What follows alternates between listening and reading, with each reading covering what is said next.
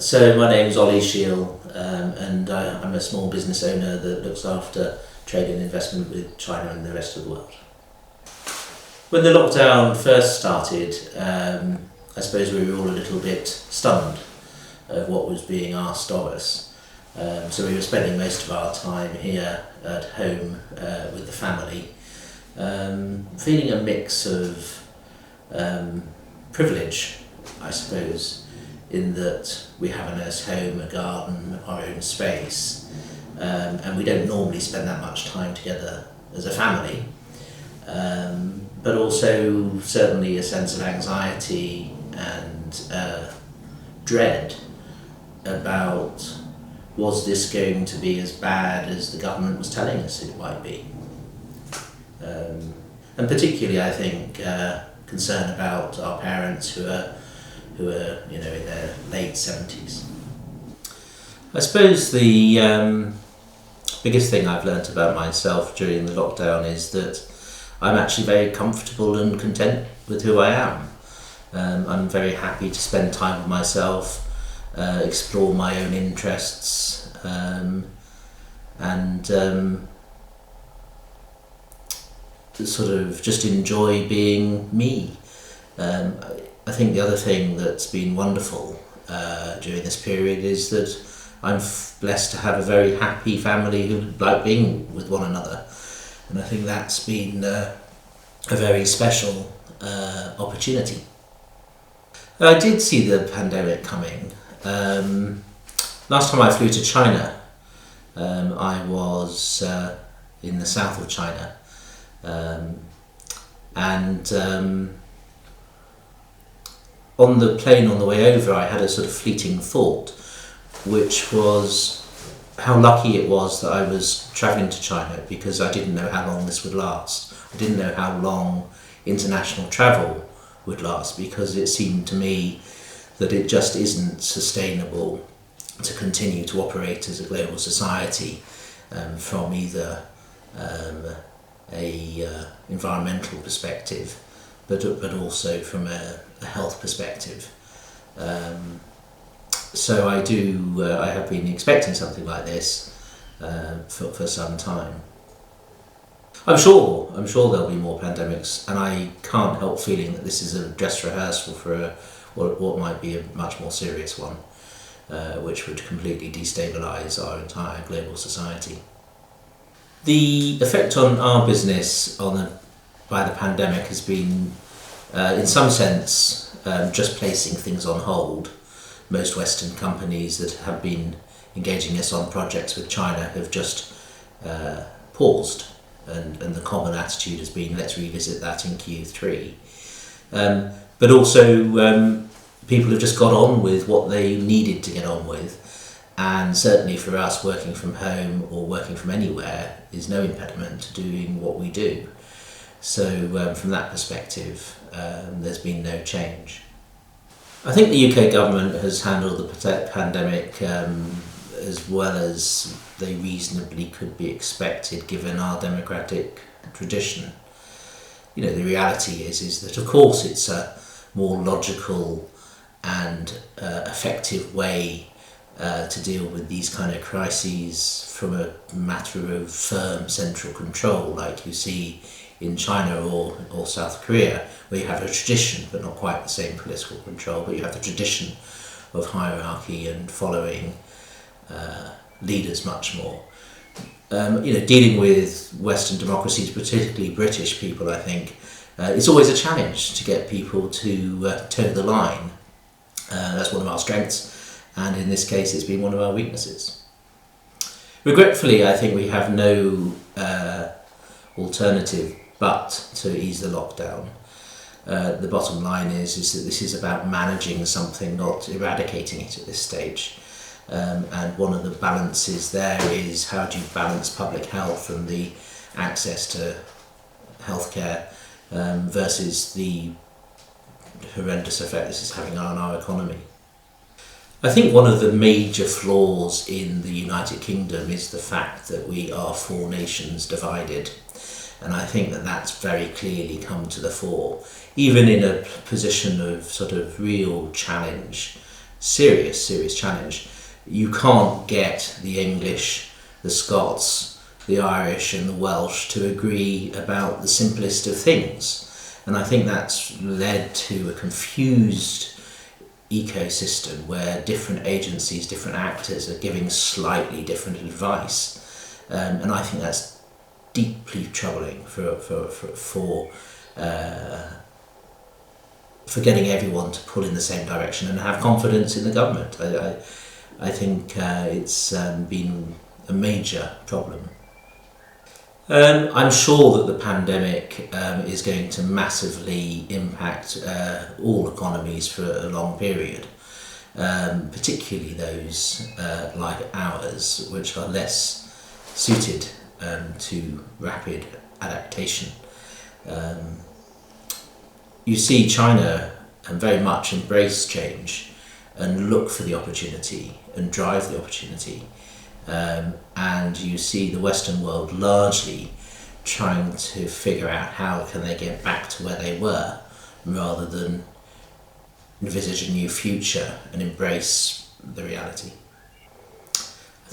I think from a humanitarian perspective, mostly people have been able to access food, warmth, the key components of what enables us to live.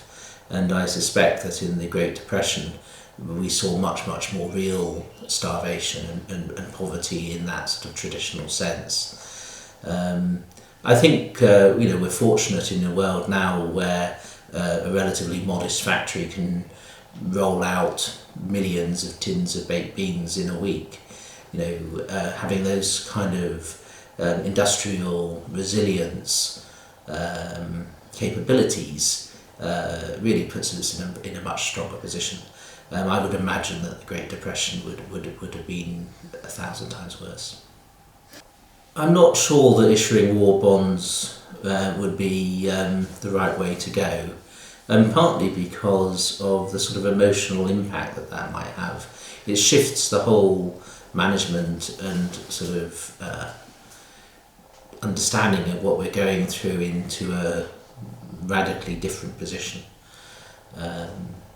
I think what we have to do is that we have to invest in helping people innovate, using the time that they may have if they do lose their jobs.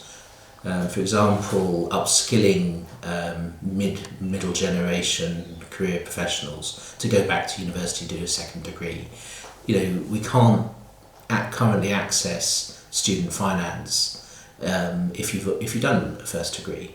We should be thinking much more creatively about how can we use this time that people have got to prepare themselves better for the future.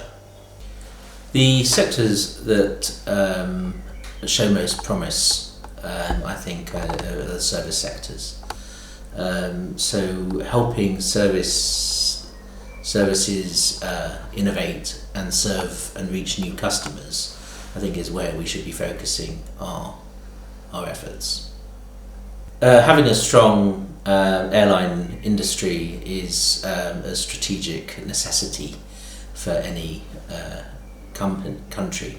So I do think the airlines are a special case, and they do need financial support, and obviously they've been much more decimated and unable to innovate their way out of it. Restaurants, hospitality obviously also need support.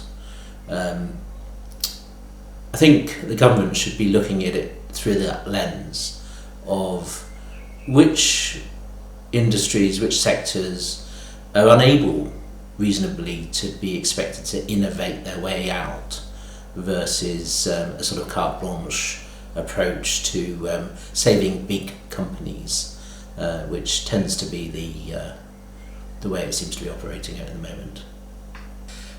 Universities are a great example of a sector that should be able to innovate its way out of this hole. In many ways, I think there's been a cultural resistance, for example, among universities to really embrace online learning in a serious way. And I think all that the COVID-19 crisis does for them is it accelerates that change, which was natural anyway. I think universities should get funding in terms of research which is relevant to finding a vaccine. But aside from that, most universities are pretty well financed, and many have deep pockets which they can draw on. I think the best way to help young people through this is making sure that they have modest but reasonable financial assistance to help them through any challenges they may have in terms of accessing food and those kind of things. And I think secondly, helping them to access educational opportunities, which shouldn't be on a loan basis but should be just on a funded basis by the government. This is a great opportunity to upskill an entire nation for the challenges of what is the Asian century. What a great time to learn Chinese. I think we've got a lot of opportunities to solve a lot of problems which have been deemed too difficult so far, and homelessness is a great example of that. I think also other problems that we should be able to solve or make strides towards is the whole environmental challenge. I think other issues that we should be able to address are things like obesity, exercise, these kind of things can all help to build a stronger nation. Social care has always been the poor cousin to the NHS, and that's been a growing issue and problem, which in turn draws back on the NHS and the resources available. I think there's been a gradual new appreciation for social care services, particularly amongst the elderly and those with special needs.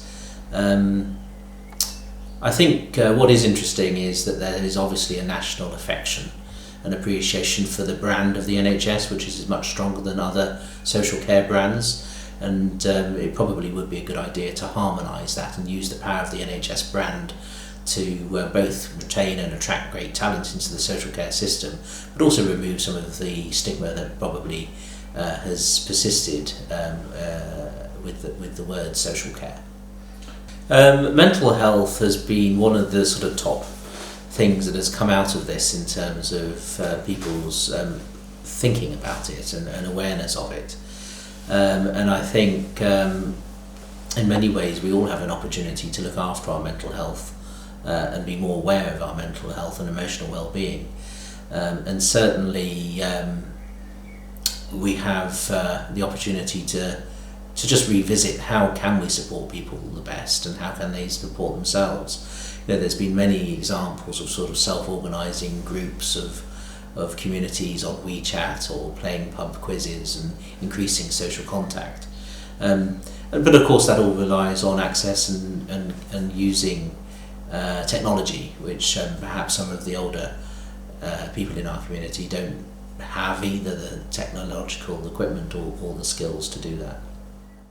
I didn't particularly get on well with structured education because I'm dyslexic, so I spent most of my school life being told I wasn't good enough, even though I had creative and sort of thoughtful ideas about many different subjects. I found it difficult to communicate that in a way which the established system valued. I went to the Royal Northern College of Music, which arguably was the only way I was going to get a degree given my struggle with the written word, and I found that education just fabulously helpful in so many different ways. After graduating from the Royal Northern College of Music, I worked as a classical musician for around 5 years, and then I transitioned into management in arts organisations. Obviously fundraising is a significant part of that, and then I found myself at Oxford University as a fundraiser and as a director of corporate relations, which ultimately took me to a journey with China At the time I was a classical musician working in Manchester, and I wanted to start getting into the management side more. And the best way to do that at the time was to go for the fundraising approach. And the only reason why I got the job at the Scottish Chamber Orchestra was that in the interview I made a joke about fundraising being quite important, because they gave me a chipped cup with some water in it in the interview process. My wife moved her career down to the Midlands, and I followed with nothing to go to.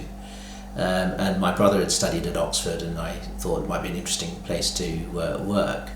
So I applied for a job that I didn't want within the law faculty, on the basis it was just a good idea to get to know some people at Oxford. And that worked very well. The following day, after the interview, they phoned me up and said, "Ollie, you're not right for the law faculty, but there's a job coming up at the business school which we think you might be a good fit for." Of course, at the time I laughed and said, "Well, why would I be interested in a management school when I've got a creative arts background?" And they very wisely just said, "Come and meet the dean." And that's what I did. Whilst I was at Oxford University, I started off purely just being a fundraiser, helping them raise philanthropy and corporate support for their programs and teaching. And then over the 7 years I was there, that changed and broadened to become more around corporate relations and also executive education sales. The true privilege of Oxford is actually the people you meet there, and the way in which you can become inspired by truly great minds. I was very fortunate because my boss was a sort of entrepreneurial academic who was very generous with me in terms of sort of mentoring and support and seeing a bigger picture in the world. Unfortunately, as with all companies or great institutions, such places are also packed with mediocrity. So it's only probably 3 or 4 people that you might meet who fundamentally change how you think and how you behave. Whilst I was at Oxford University working there, I took the opportunity to do as much executive education as I could. So I did programs on leadership, negotiation, and the final program I did was a master's diploma in strategy and innovation. And whilst I was doing that program, it struck me that actually, although China wasn't a core part of the program or core focus for the program, for my generation it's all about China. How we integrate China economically, politically, in every way is absolutely key to the future of the world. And I struggled with myself for a couple of weeks after that, because I took the view that, well, if I'd really come to that conclusion, I needed to make a change, and that's quite tough to do, but I did it. I resigned from Oxford and I went to go and work for China. At Chung Kong Graduate School of Business, my role was essentially to set up the whole European business and represent them in the European market. So it literally was a start-up, although be it funded with deep pockets. And it was a wonderful and fascinating period of my life. It was the most challenging thing to do I'd ever done, emotionally and also intellectually. But I've emerged from it a stronger and I think a broader person, and with just wonderful friends in China. Actually, funnily enough, I was chatting to my former boss this morning for an hour and a half on a Zoom call, catching up on some stuff. CKGSB is a very special institution, partly because it was the only and first faculty-governed business school in the Chinese context. So it's got a different governance relationship than state-run universities. It's faculty-governed, and And secondly, the CKGSB has really focused on educating the private entrepreneurs across China.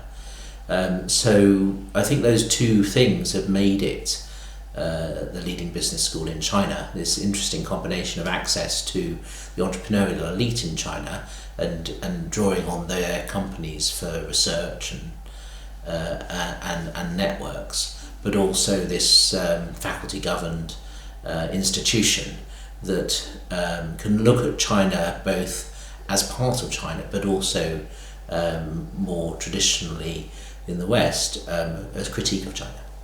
I was employed by the Chung Kong Graduate School of Business by writing to them and suggesting that they might appoint me. And at the time I was working for Oxford University and delivering a Oxford Business Forum in China at the State Guest House in Beijing. So I had a letter which I'd crafted very carefully, translated into Chinese, and I sent it to them and I said I was going to be in Beijing and perhaps we should meet up. Building trust with China is a multi-phase process which requires a couple of key things. One is a real ability to look back at yourself as new. What we all forget, like the water like the fish that doesn't see the water, is that we are a product of our own environment and we are a product of our own culture. And we don't see that culture unless you take yourself out of it and force yourself to look back at yourself. So part of building trust with China is understanding how you are seen by China and how you may inadvertently create problems for yourself or undermine trust just by the nature of who you are. I think the second thing that comes is necessary to build trust with China is real loyalty and commitment to figuring out how to make it work. That's not about signing up to party rhetoric or becoming a supplicant in a relationship, but it is about demonstrating to your Chinese friends or partners that you are 100% dedicated to this journey of figuring it out together. The third thing, of course, that you need to build trust with China is time. You need to go through periods of intense conflict with people in China, I think, because only through conflict do you demonstrate this, my second point, which is that you are totally committed to figuring it out. Of course, people are going to make mistakes along the way, but the question is do you walk away from conflict or do you keep moving ahead and try and find a way through it? That is the only way, I think, you can build trust with China. I set up Ageability out of frustration. At the time, I was working for CKGSB, and part of our job was to educate Westerners on China.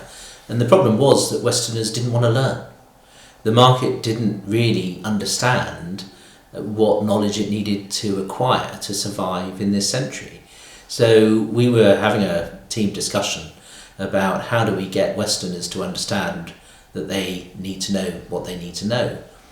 And one of my colleagues turned to me and he said, well, Ollie, the problem is that these Westerners, they've got no fucking ageability. And I turned to Matt and said, Matt, that is the name of our company, Ageability.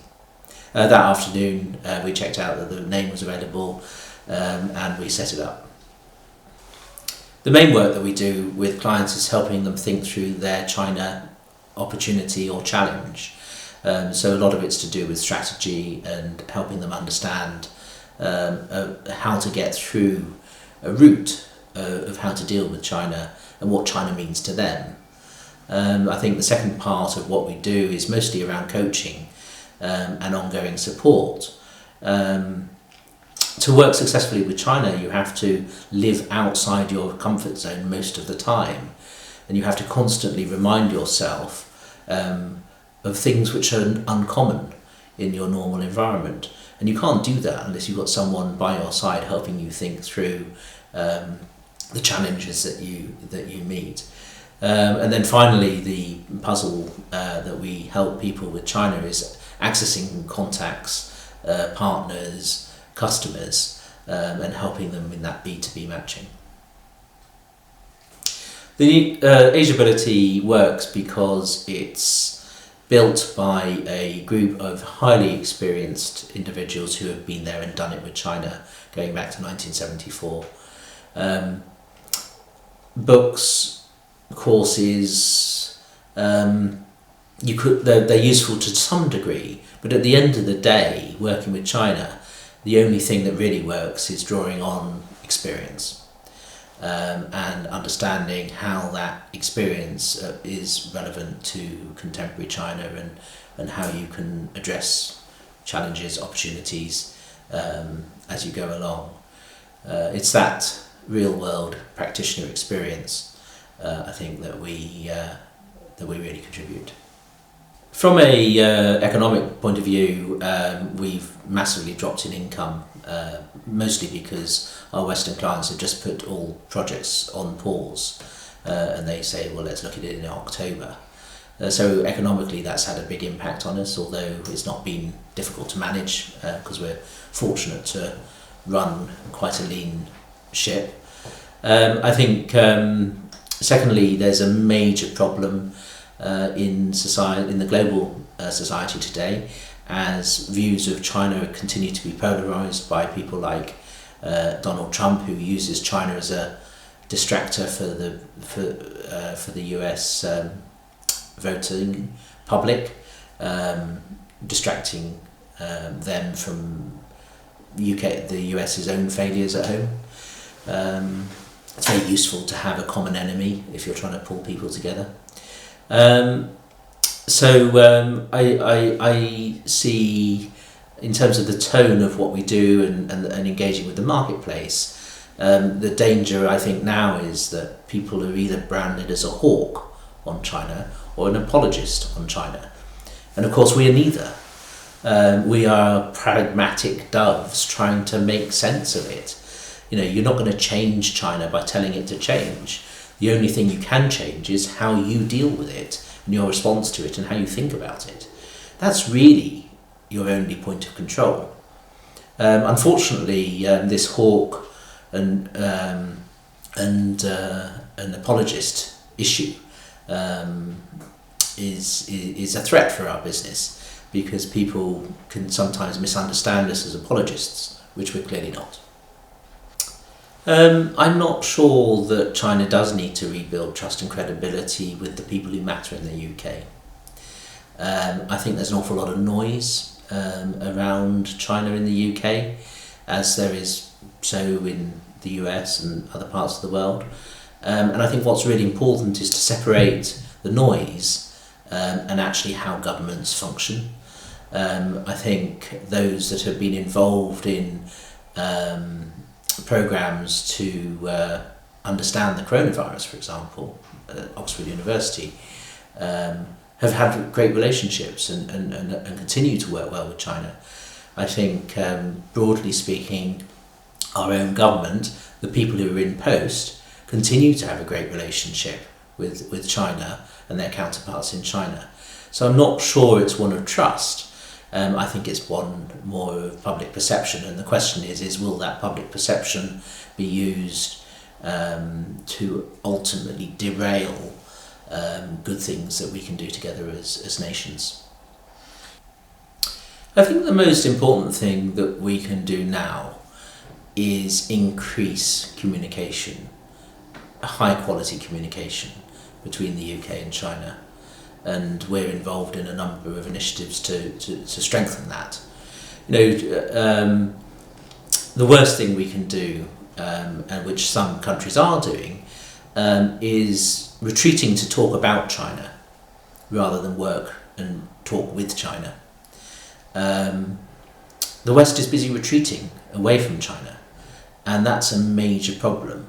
And I think the UK is well positioned to use its independence and be friends with both the US and China and find pragmatic ways to make that sense for the UK itself and the people of the UK.